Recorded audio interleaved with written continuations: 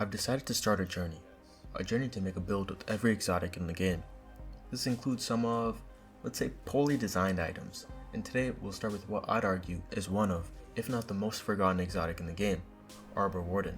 Now the effect of this exotic seems pretty useless, as it reads, using your class ability channels defensive light inward, providing a grenade that creates a barricade on impact.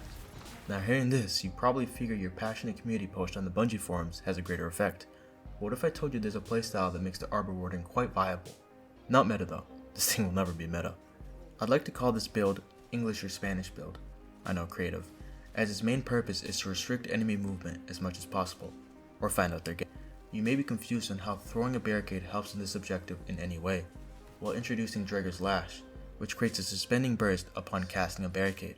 This practically turns your barricade into a more effective shackle grenade, which may seem hard to believe, but with the games I've played, I can confirm it feels far better to use.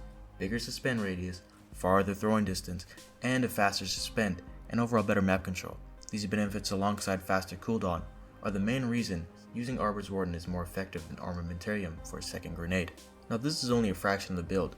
I'm on Prismatic, and for the rest of the subclass I use Diamond Lance Aspect, which I'll go into greater detail later, Shackle Grenade, a Facet of Dawn for Radiant, Facet of Hope for faster barricade cooldown when Radiant is procced, Facet of Ruin for increased shatter damage and size, and Facet of Command for better weapon performance after freezing a target. All of their abilities are interchangeable, but if you'd like to try my specific build, I'll have it up on the screen for you right now.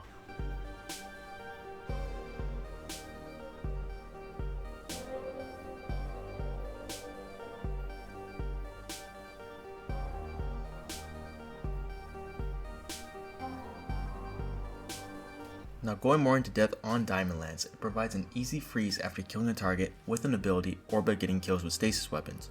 My personal preference is Thunderclap, as it allows for the easiest ability kill from a melee ability on Prismatic Titan. That, and it lets me live up my childhood fantasy of being an overpowered anime protagonist. Hell yeah. Proccing a Diamond Lance just from the melee may be somewhat difficult, so I wanted to take it a step further. So we're going to embrace our inner rat. Not with the Rat King, but with its brother from the north, Cryosthesia 77k. This thing grants you a freezing charge shot after every kill. That's right, after a kill with this hellspawn of a weapon, you'll have both a free shot and a Diamond Lance to bully your opposition. Just a quick warning for anyone who hasn't realized yet, you will get hate mail for using this build, but that's their problem. For your energy and heavy weapon, use what you'd like. I recommend something with some range to cover old grounds. Putting everything together, you have 4 different methods to stop your enemies. The shield given by Arbor Warden, a Shackle Grenade, Cryosthesia, and Diamond Lances. I would focus on resilience and discipline for stats to maximize the uptime of your annoyance. For those of you still not convinced on the fluidity of this build, here's some highlights of me using it in the Crucible.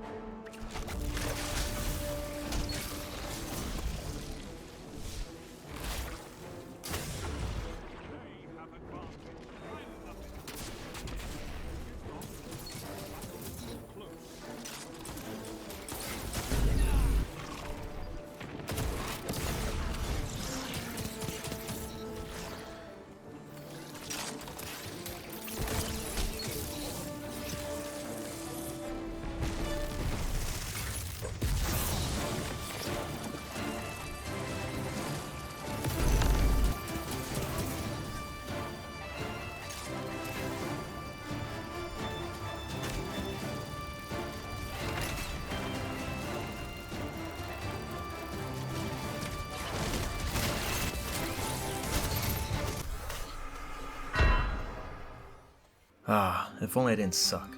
But you get the point, you see the vision.